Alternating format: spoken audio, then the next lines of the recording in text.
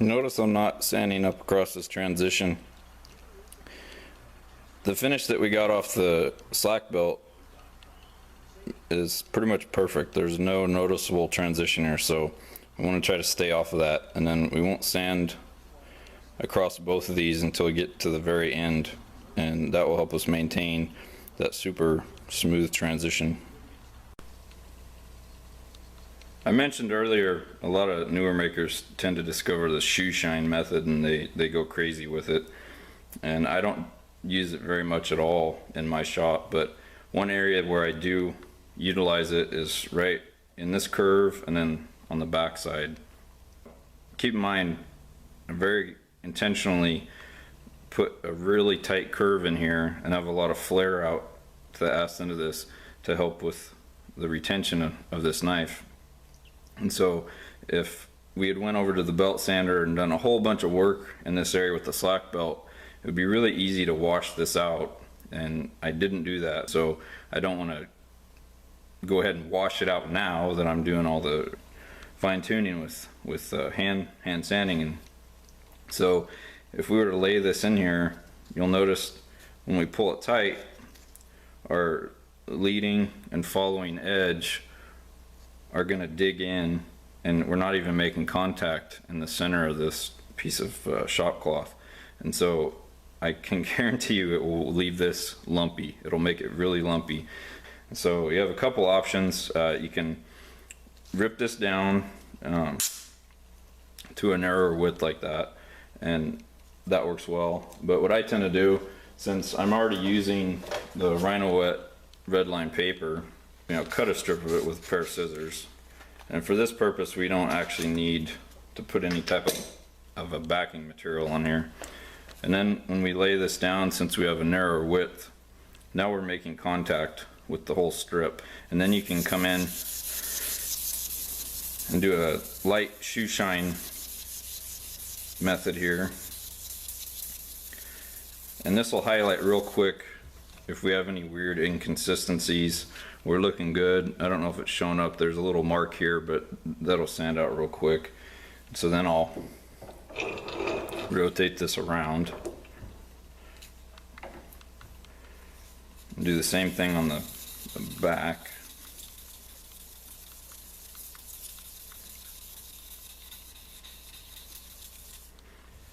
Take a look. Got a little mark right here. It's probably not showing up with my camera, so then I'll come back with my sanding block. Try to work this evenly. You don't want to focus this right on that one little spot, because you'll end up with a dip right there. You'll get the mark out, but then you'll have a dip, and you don't want that. You want everything smooth and consistent. So just kind of work this around.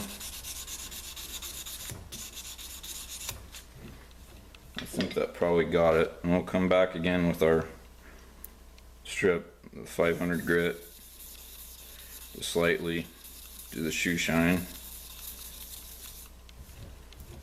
and that's gone, so we're good there.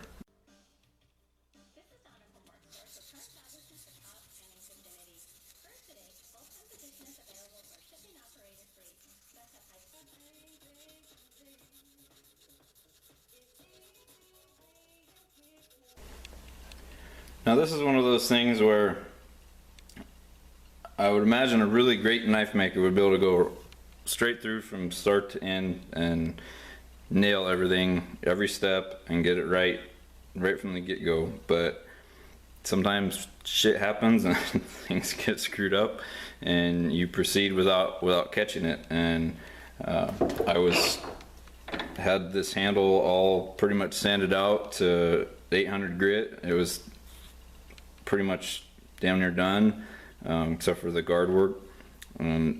Something just looked a little off in here, and so I looked at it some more, and I realized that I had more material right here than I should have. The recess right here didn't quite match the recess on the other side, and that's one of those times where you have to think about what kind of knife maker you want to be, like what you want your reputation to be, and like how committed you are to doing the best work that you can. not saying making perfect knives, because there's no such thing, but doing the best work that you can. And if I would have seen that and just said, well, I really don't feel like fixing it, the knife's almost done, I could have let it go, and honestly a lot of people probably never would have even noticed it. But I knew it was there and I wasn't happy with it, and so you bust out the half round, take that out, and now this needs to get sanded back out so everything matches. And I thought about not even showing it on video because it's a little embarrassing. You go through all these processes, you know, putting layout lines and everything else, and somehow missing that. But I'm trying to be real with all this stuff, and that's the reality of it, is sometimes you miss stuff like that, and hopefully you can catch it and do your best to fix it before the knife leaves your shop. So now we get to sand this back out. Now we need to dial these in, the underside of the lugs, and get this all trued up and get a nice finish on there.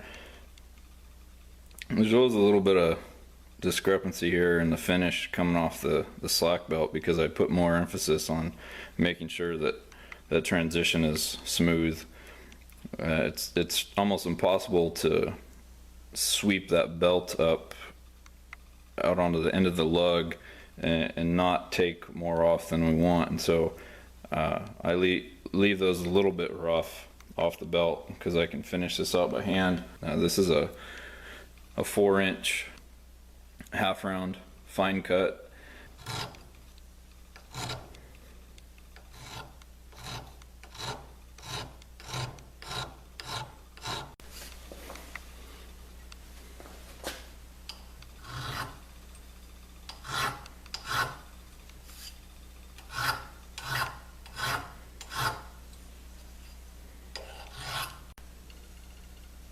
We got these evened out with the file. Now it's time to sand them out.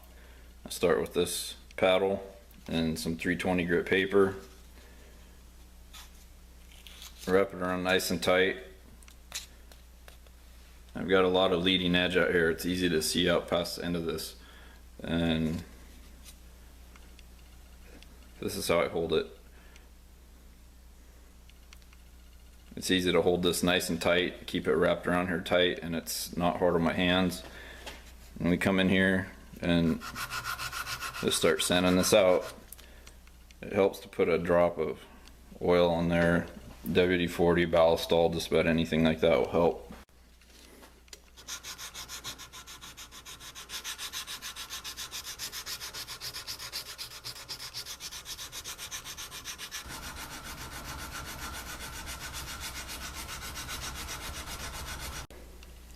There's basically 3 things I'm looking for while I'm doing this. I want to make sure that the thickness that you see on the side of the lugs here is equal side to side. We've got a good symmetry. I want to make sure that we've got a nice even arc on the transition, and then of course we want to make sure that all of our file marks are gone and that we only have the 320 grit sanding marks all going in the same direction before we move on to the next grit.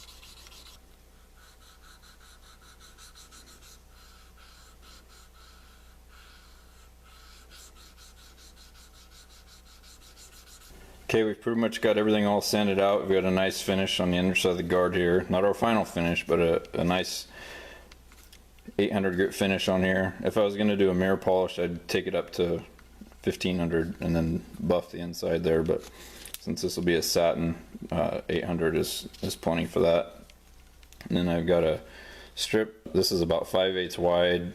This is 1200 grit and Rhino wet, and then I just come in and real lightly make sure that everything in that transition is nice and smooth and has a nice finish on it.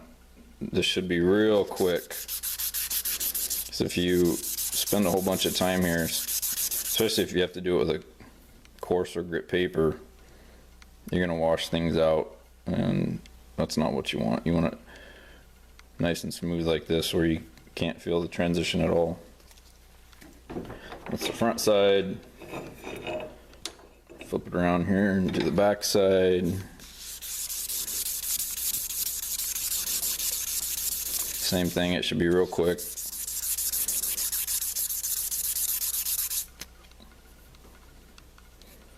And we're good to go. You have to keep in mind that ultimately we're striving to build a very high performance fighting Bowie knife. And so the way that this knife feels on our hand, the way that the knife balances, those are very important elements, and it's critical that we get those right. And so it's very important to me to stop periodically and pull the paper off, pull the tape off, and check those things and make sure that we're on the right track.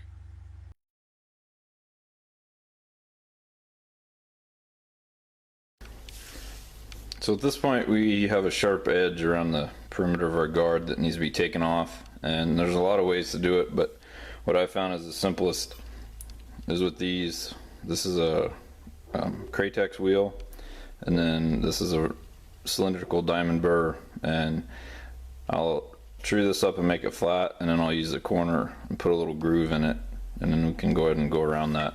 I'll show you how I do that.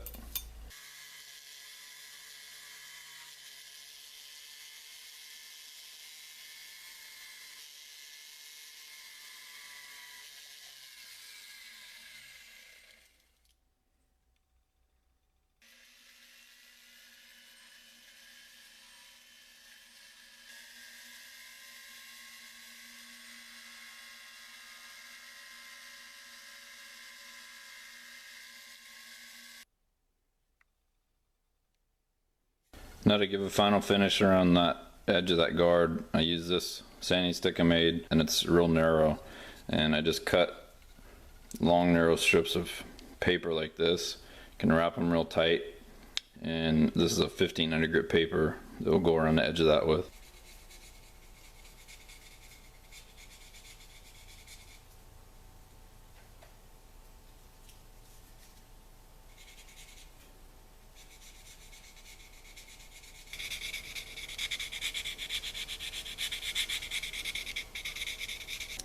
Alright, we got a nice little facet around the edge of this now.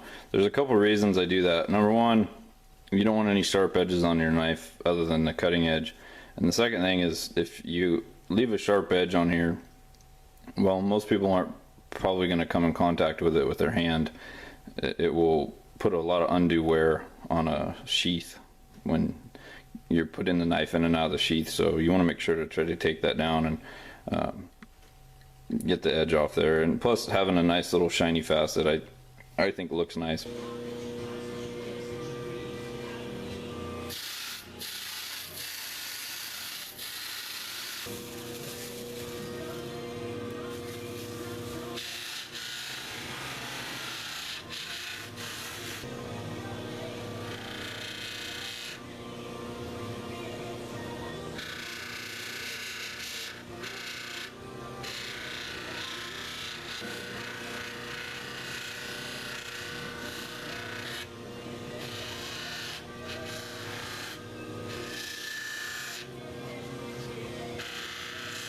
Alright, we just did a quick buff with a spiral sewn cotton wheel and some white rouge, and it literally took just over a minute to do that. And I don't always buff the G10, This one, for the guy it's going to, I decided to do a quick buff on it.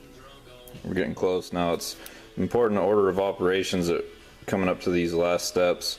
We've pretty well got the inside of this guard finished from our hand work with the hand sanding, but I want to do one last step to make sure that this is real even.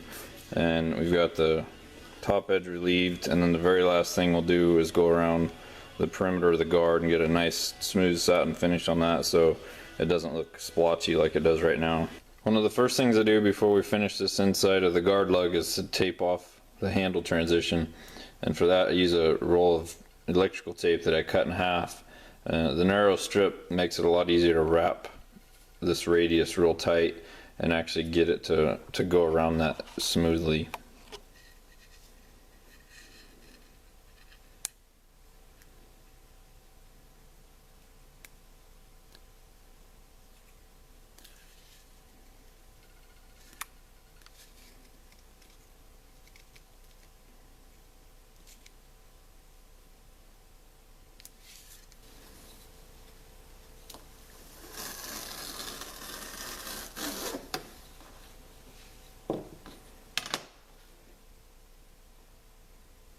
I just put a drop of WD-40 on here. I've got that masked off. I take my Scotch-Brite and then real carefully I go side to side.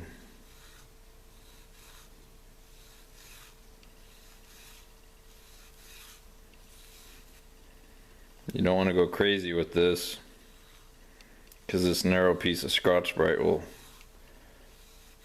start to tear apart and you'll have fibers that will want to jump out and scratch the top of the guard, places that you don't want scratches.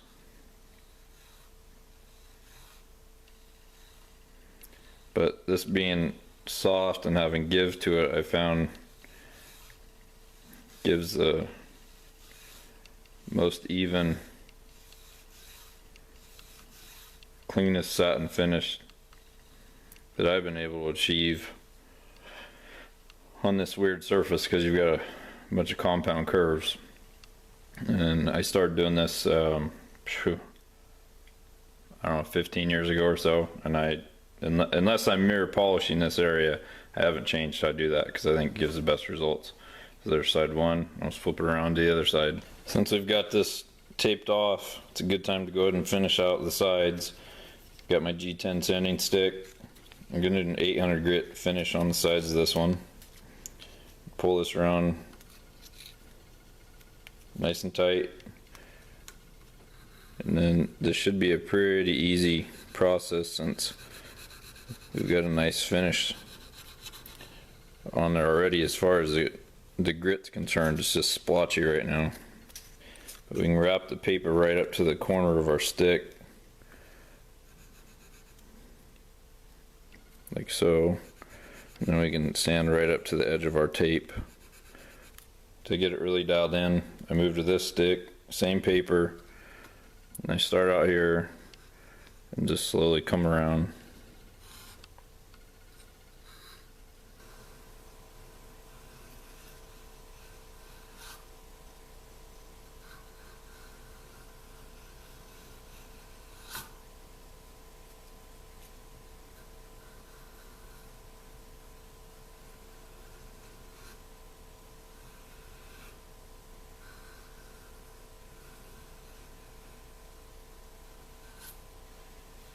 And just like that, we have a handle that's done. Piece of cake, can of corn.